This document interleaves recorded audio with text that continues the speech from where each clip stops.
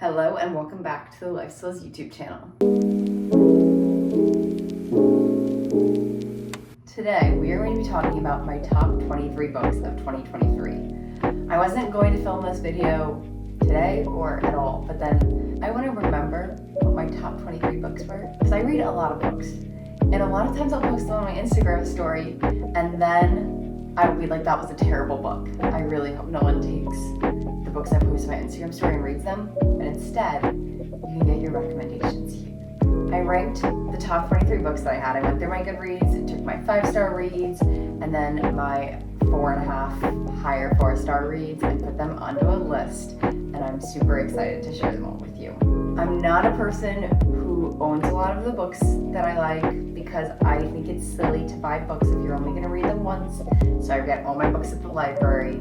I think I maybe have one of the books that's on this list in my apartment right now. Plot twist, I have 2 of them. Okay, I was initially standing on a little stool, and I think I'm just gonna stand here and change the camera angle. Starting at number 23, we have The Number One Ladies Detective Agency. This book is by Alexander McCall Smith, and I've never heard it talked about online, but it's one of my grandma's favorite authors, and so my mom recommended that I read some of his books. This was such a funny book. I'm summing it up as Botswana Mama Drama because it's about these 2 ladies in Botswana who are just solving fluffy little mysteries. The plot didn't really go anywhere. It was just such a funny, wholesome, happy little book that it had to make the list.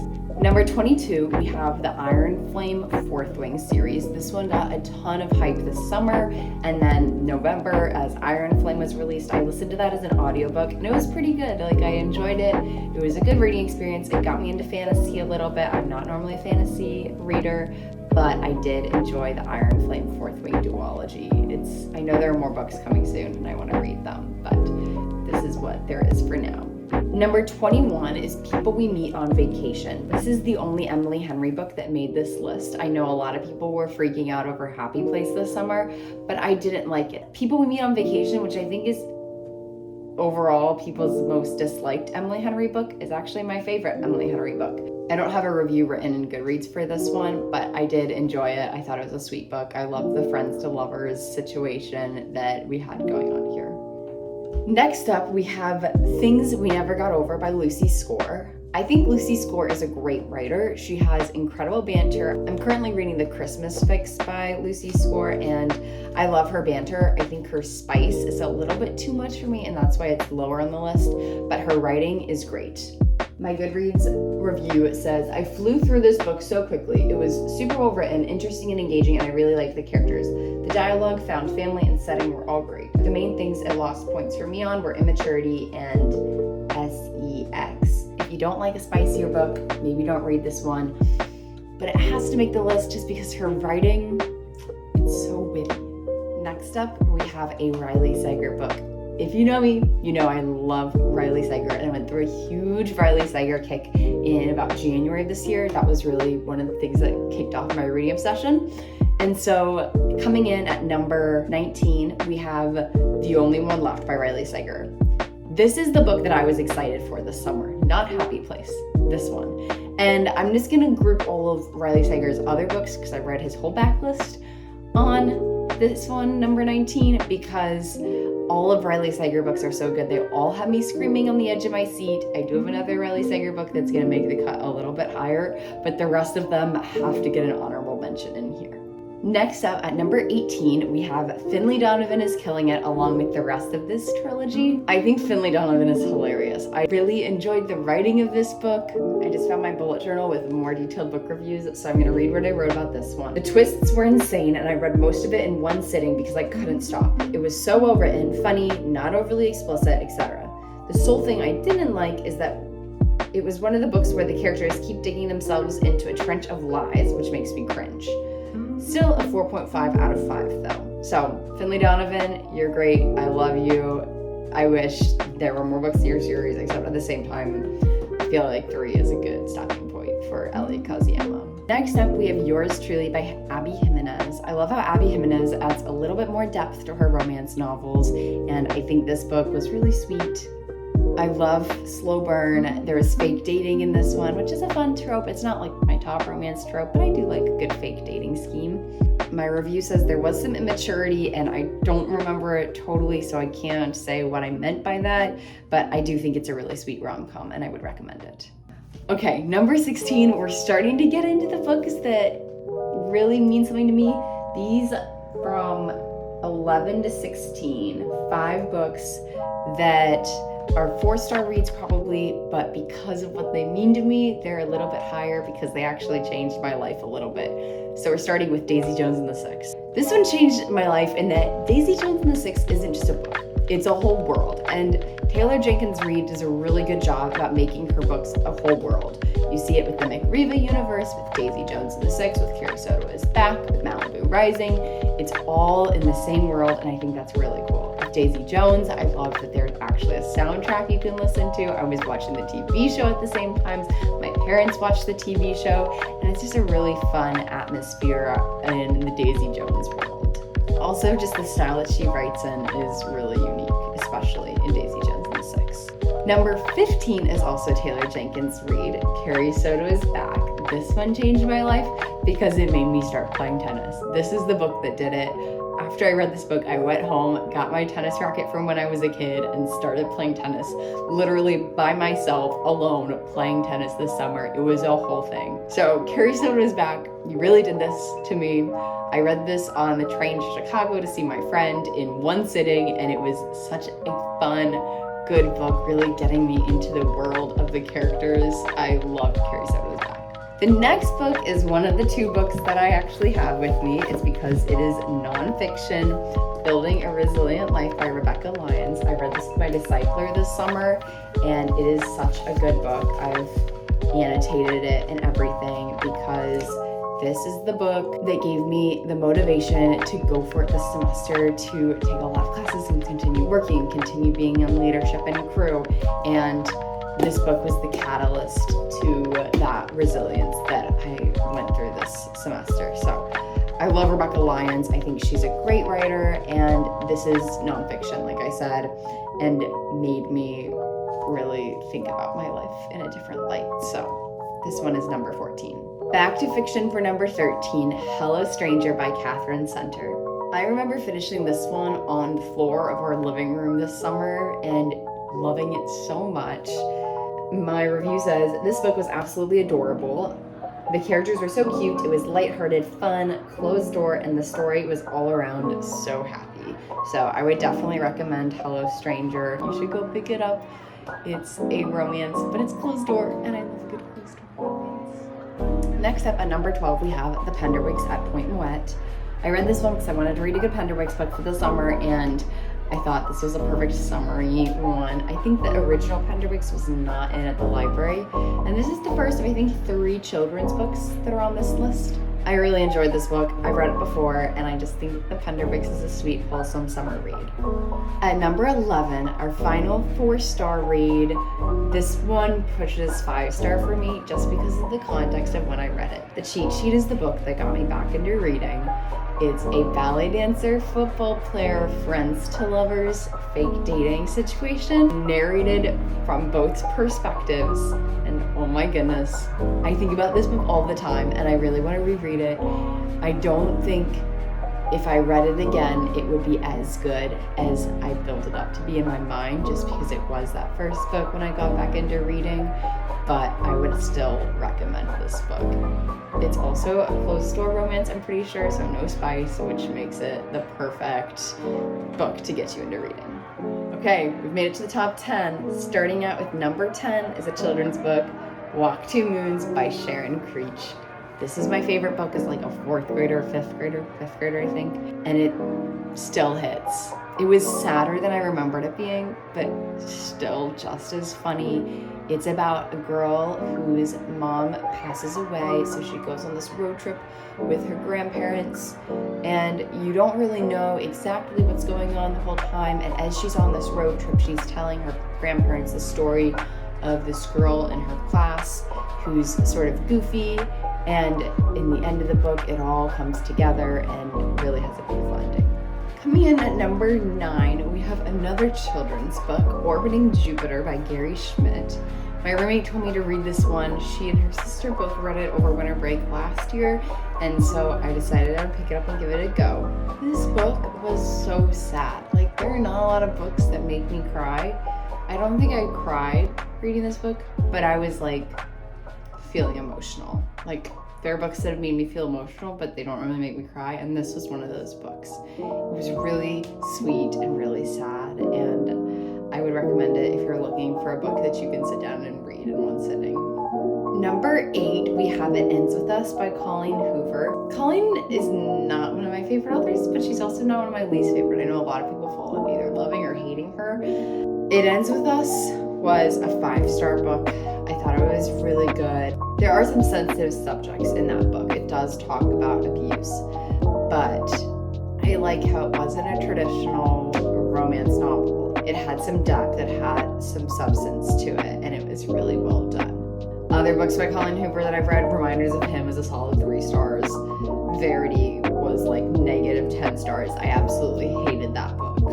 Number 7 is another book I have here. I picked this up from a little free library as a joke, but it was so good. 10 Tomatoes That Changed the World by William Alexander. This book proves that if you are a good writer, you can write about literally anything and it will be incredible, because this book is about tomatoes. Like, there's no deeper meaning to this. It's literally just about tomatoes. And it was so good. So I would highly recommend 10 Tomatoes That Changed the World, as silly as it may sound. Number 6 is the Inheritance Games series, specifically the second book, which I believe is the Hawthorne Legacy.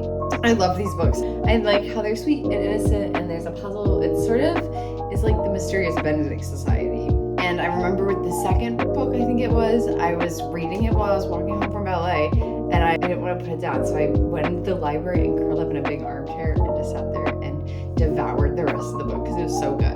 I wanted to read the Hawthorne Legacy immediately after finishing the Inheritance Game, and I'm so glad I was able to get it quickly because this book was incredible. I don't even know where to start. Found family, side plot of romance, puzzle solving, action, plot twists. I was gasping on the edge of my seat. 5 out of 5. We made it to the top 5, final 5 of 2023 reads.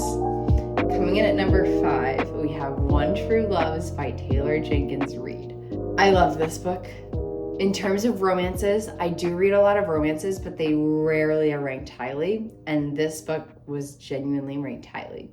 Do not watch the movie. It will ruin the book for you. I think one reason why it was stood out about other romance books is a lot of times when you're reading a romance book, you know what's going to happen. But in this book, she's choosing between 2 guys, and both guys have very compelling reasons for why she should choose them, but also reasons why she should choose the other guy. So the premise is that her husband was lost in an accident a long time ago, and she's finally decided to move on and settle down with this other guy when she learns that her husband isn't actually dead. So now she has these 2 people to choose from, and it makes a great setup for a story, and just hearing the plot made me want to read this book. Also, Taylor Jenkins Reid is a magician, and she can make any book amazing. Number 4 is Next Year in Havana by Chanel Clayton. I think one reason why this book ranks so highly for me is the context of when I was reading it. This spring, I was supposed to go to Cuba, but my passport did not arrive in time. And I went to Cuba my freshman year in the spring too. I'm hoping to go again this year if God wills it. But in this season where I was waiting for my passport to come in, I was reading this book about Cuba. And it was a very emotional reading experience. I love the book. I love Cuba. And so I think the setting and the richness, I can't put into words. It was so good. What I wrote on my Goodreads was, the way this book tells the story of Cuba's rich history and complex present wrapped me up. The romances, while I didn't love the insta-love, were beautifully heartfelt and heartbreaking.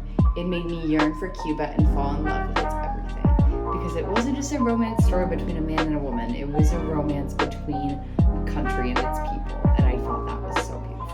Number 3, I don't know if I ranked this as high initially, but I have thought about this book so much since reading it and the experience I had reading it, and that is Mary Jane by Jessica Anya Blau. I read this story when I was sick in the spring, and it was so fun. Like, it was just a sweet, summery read, and I kind of want to read it again. I said, oh my goodness, did this book hit the spot. I love the time period, found family, music references, and summer setting. I can't even dock vulgarity points because it is done so well, and from a 14-year-old's perspective. So the story's about a girl, Mary Jane, who is the nanny for a sort of hippie family in, I think, the 60s.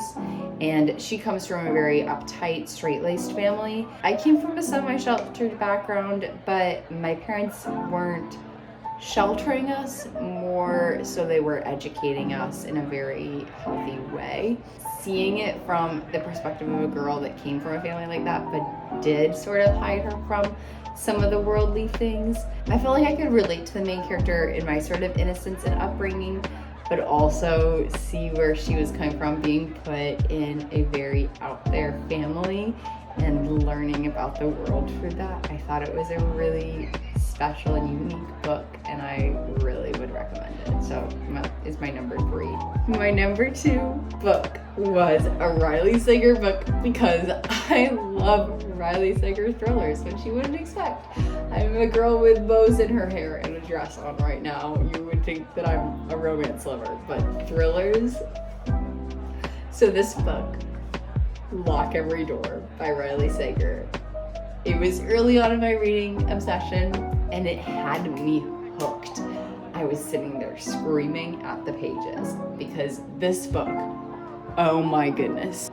The twists, the turns, the surprise, like the answer to the mystery. I mean, it's not realistic in that this happens every day, but it was realistic in that it wasn't like a supernatural twist, which some books have a supernatural twist, and I don't love that.